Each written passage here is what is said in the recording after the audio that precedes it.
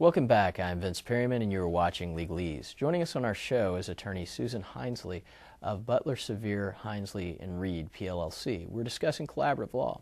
Before the break, we got into basically what collaborative law is, and it's always it's interesting because it's this great thing, but it's always a fuzzy concept. So probably what's best is if we run through a scenario, as far as since you do this with divorce clients, if I come in to you for an initial consult and say I want a divorce, how do I meander into collaborative law or court with this? Well, if you come to see me, obviously I'm a Rule 31 mediator, I do litigation, and I do collaborative work. So I would sit down and talk to you about the case, and I would let you know what your options are. One of the options being collaborative law. Now, we have an alliance, a sense of community here among other attorneys who've been trained in collaborative law, and it's the Memphis Collaborative Alliance. There's a website, you can Google it, and you can find other practitioners, attorneys, mental health professionals, and financial planners who also work in the collaborative process, who have all been trained. And I would explain the process to my client, perhaps give her a brochure, kind of giving her more information that she could give to her spouse. And if the spouse also wanted to go through a process that would be not as toxic to their family, they would select an attorney who'd also been trained in collaborative law or who was willing to do a collaborative case, and we would start the process. Okay, and how does that, once you've got the attorneys selected, what's the first step in that process? The first step is going to be having the client sign the collaborative agreement.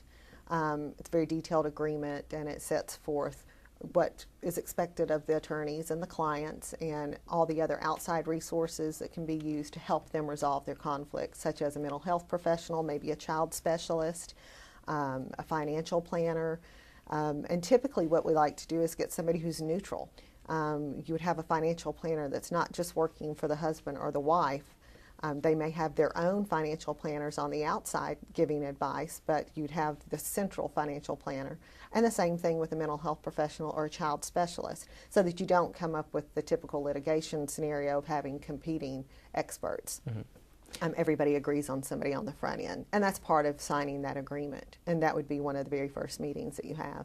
So in that initial agreement, are you putting in specifically who those people are, or is there flexibility in that as you go through the process? There's flexibility as you go through the process, because you may take, you know, when you do divorce work, oftentimes you find out that after your initial consultation or the first couple of meetings with your client, you really haven't heard the entire story about their family, maybe about their finances or about their children. You know, maybe there's an issue that everybody's not wanting to talk about yet. And so you have issues that come up later down the road. That happens in litigation and collaborative is definitely flexible enough to make those decisions as you go down the road. Okay, so after the agreement is signed, what's the next step there?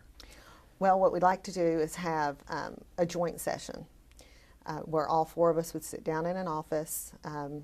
What I like to do is switch the office every time, so you never feel like you're always on one person's home turf, or even meet in a neutral location.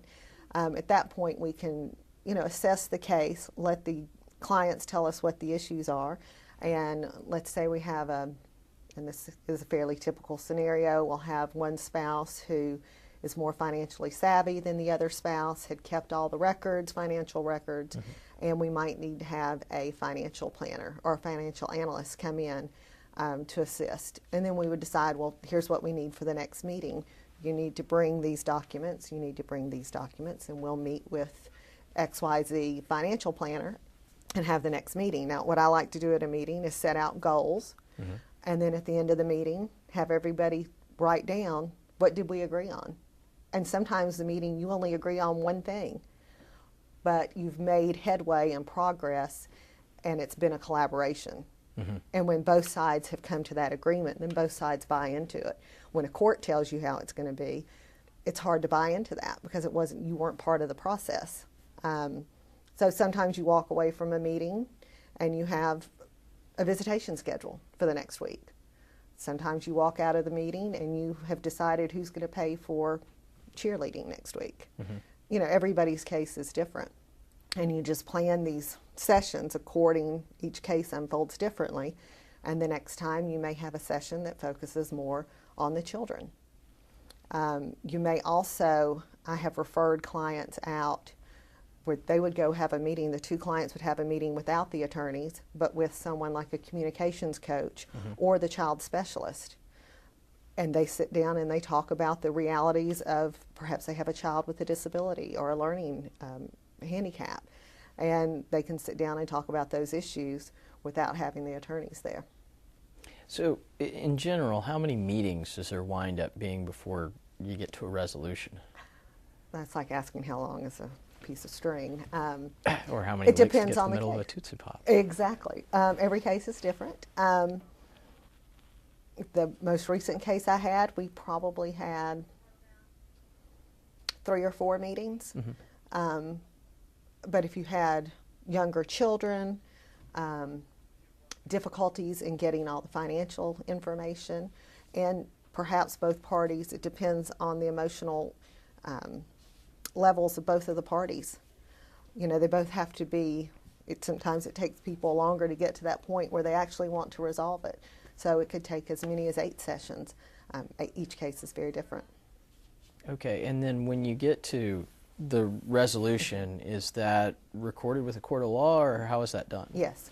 One of the things, I'll get back to the first meeting, especially in this jurisdiction, one of the things we agree to is A, are we going to file a complaint for divorce?